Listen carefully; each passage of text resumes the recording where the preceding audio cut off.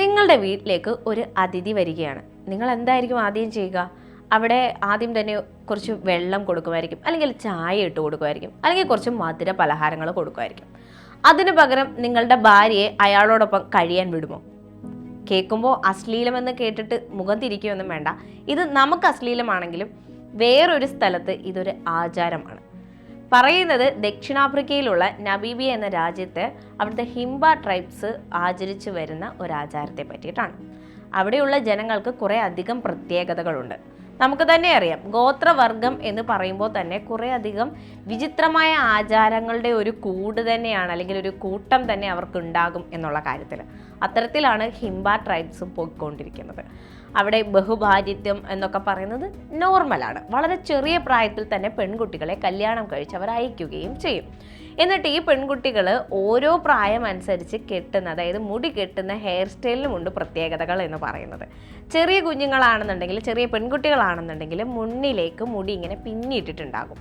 അതിനുശേഷം ഇത്തിരി കൂടി മുതിർന്ന പെൺകുട്ടികളാണെന്നുണ്ടെങ്കിൽ ആ ഹെയർ സ്റ്റൈലിന് ഒരു വ്യത്യസ്തമായിരിക്കും. പിന്നീട് നെക്ലസ് അണിഞ്ഞ പെൺകുട്ടികളെ കാണുകയാണെന്നുണ്ടെങ്കിൽ നിങ്ങൾക്ക് ഉറപ്പിക്കുക ആ പെൺകുട്ടികൾക്ക് കല്യാണം കഴിഞ്ഞെങ്കിൽ പോലും ഇതുവരെയും കുഞ്ഞുങ്ങൾ ഉണ്ടായിട്ടില്ല എന്നുള്ളത്. കുഞ്ഞുങ്ങളില്ല എന്നുള്ളൊരു സിമ്പലായിട്ടാണ് അവിടെ നെക്ലസ് ധരിക്കുന്നത്. കൂടാതെ അവിടെയുള്ള സ്ത്രീ ആകട്ടെ പുരുഷന്മാരാകട്ടെ അവർ മറയ്ക്കാറുമില്ല. ഇതൊക്കെ കഴിഞ്ഞിട്ടാണ് എല്ലാവരും, അതായത് ലോക ശ്രദ്ധ തന്നെ പിടിച്ചു പറ്റിയ ഒരു ആചാരത്തിനെ പറ്റിയിട്ട് ഹിംബ ട്രൈബ്സ് ഇത് ആചരിക്കുന്നുണ്ട്, അല്ലെങ്കിൽ അവരത് എന്താ പറയുക ഫോളോ ചെയ്യുന്നുണ്ട് എന്നുള്ളൊരു കാര്യം ഒരു യൂട്യൂബർ ഈ അടുത്തിടെ പുറത്തു കൊണ്ടുവന്നത്. ആ ഒരു ആചാരത്തിൻ്റെ പേര് എന്ന് പറയുന്നത്, പേര് കേൾക്കുമ്പോൾ തന്നെ ഭയങ്കര ഒരു ചിരിയൊക്കെ എല്ലാവരുടെയും മനസ്സിലുണ്ടാവും. ഒക്കുജെ പൈസ ഒമൂക്ക സെന്തു എന്നാണ് ആ ഒരു ആചാരത്തിൻ്റെ പേര്. ഈ ആചാരം അനുസരിച്ച് ഈ ഗോത്രവർഗത്തിലുള്ള, അതായത് താമസിക്കുന്നവരുടെ വീട്ടിലേക്ക് ആ ഒരു കുടിലേക്കൊക്കെ ചെന്നിട്ട് അവിടുത്തെ വാതിൽ തട്ടുകയാണ് ഒരു അതിഥി.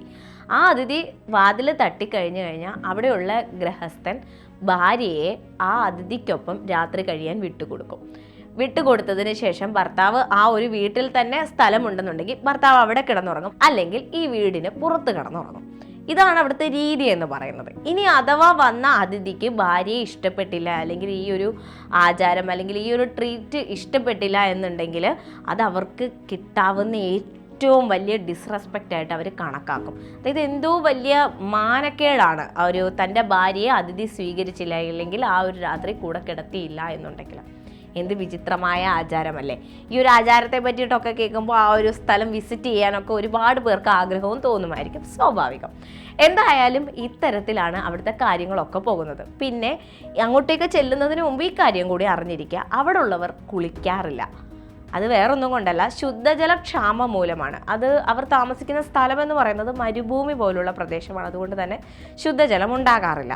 പക്ഷേ ഇവർ വൃത്തിയുടെ കാര്യത്തിൽ വേറൊരു കാര്യം ചെയ്യുന്നുണ്ട്. അതായത് ചുവപ്പ് നിറത്തിലുള്ളൊരു മിശ്രിതം ഉപയോഗിച്ച് അവർ ദേഹമാകെ തുടയ്ക്കും, അത് തേച്ചിങ്ങനെ പിടിപ്പിക്കും. അതുകൊണ്ട് തന്നെ ഇവർക്കൊരു ദുർഗന്ധം ഉണ്ടാവുകയോ ഒന്നും അങ്ങനെയുള്ള ഒരു പ്രശ്നങ്ങളും ഇവർക്കില്ല. പക്ഷേ നമ്മളെപ്പോലെ വെള്ളമൊഴിച്ച് കുളിക്കുക എന്ന് പറയുന്നത് അവർക്ക് പ്രാവർത്തികമല്ല.